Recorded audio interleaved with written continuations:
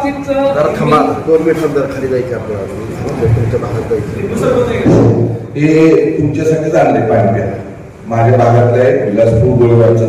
म्हणजे प्रथम नगराध्यक्षांचं मनापासून आभार मानतो आणि शिवसेना म्हणजे पहिल्यांदाच तुम्ही नगराध्यक्ष झाला आणि सातारचा पाण्याचा प्रश्न घेतला बद्दल तुमचं सगळ्यांचा आभार, सर्व नगरसेवकांचा आभार. हे अशी परिस्थिती आहे आपली एमजीपीची. तुम्ही काय कारण सांगताय? तुमचे साहेब पुढे काही नाही, एमजीपी तुमचं काही काम करत नाही. तुम्ही टोळीची उत्तर देता.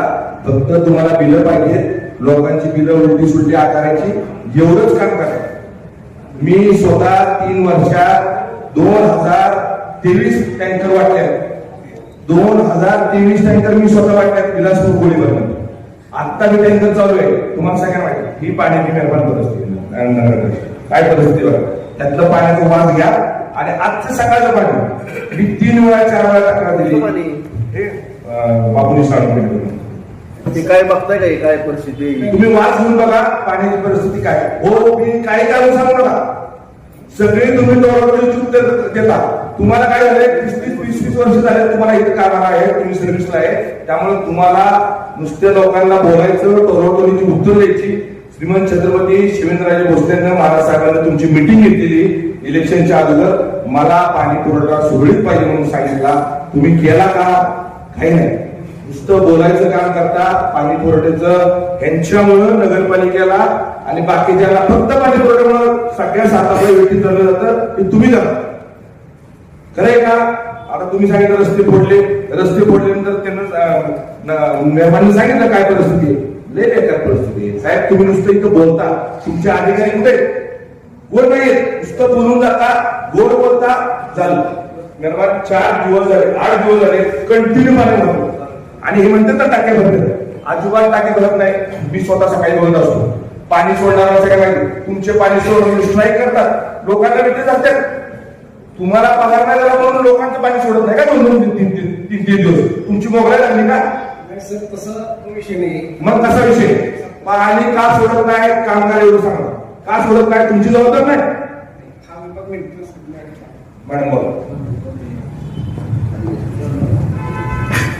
आमची स्कीम आहे ही खूप जुनी आहे. आमचा आता 24 तास पंपिंग चालू आहे. कुठे सिंगल दोन्ही सुद्धा बंद नसते. 24 तास चालू आहे. शेड्यूल सगळीकडच्या सगळ्या भागात वाढलेली आहे. डिमांड फार वाढलेली आहे. सगळीकडची डिमांड वाढलेली आहे. त्यामुळे एका पाणी जर वाढवायचं असेल तर दुसरीकडचं पाणी करूनच त्याला द्यायला. तसं करू शकत नाही. पंपिंग करण्यासाठी वाढवा ना मॅडम तुमची. साहेब पंपिंग पंप ठरलेले असतात. किती डिस्चार्ज टाकायचा, किती तास, हे सगळं झालेलं आहे. तुम्ही हे कारण खूप मोठं झालं. मला बी माहिती आहे. घरं वाटल्या. पहिले 10 घरं होती, आता 100 घरं झाली. हे आम्हाला सगळ्यांना माहिती आहे. तुमच्या टाक्या रेग्युलर भरतात का एवढं सांगा.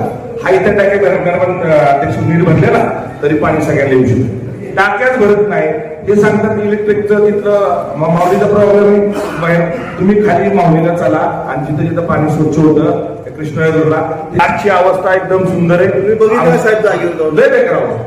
कितीला केटीची काय अवस्था आहे? नवीन केटी करायला पाहिजे का तुम्हाला? आता काय केटीची अवस्था आहे? चला तुम्हाला आता नगराध्यक्ष सभापती आपण सगळेजण उठून जाऊ. काय अवस्था आहे जाऊन बघा बघू.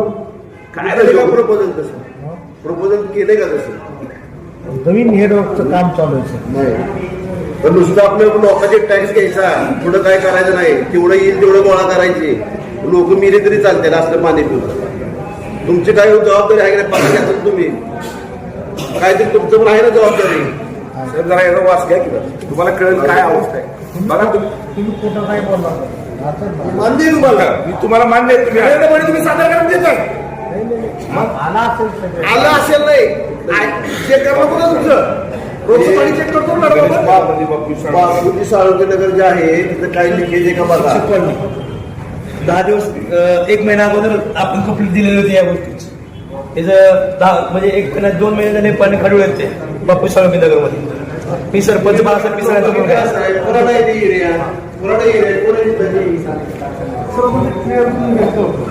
मग आता कसं पाणी मिळत असेल ते तुम्ही स्वतःहून तिथं मला पाणी दाखवलं होतं.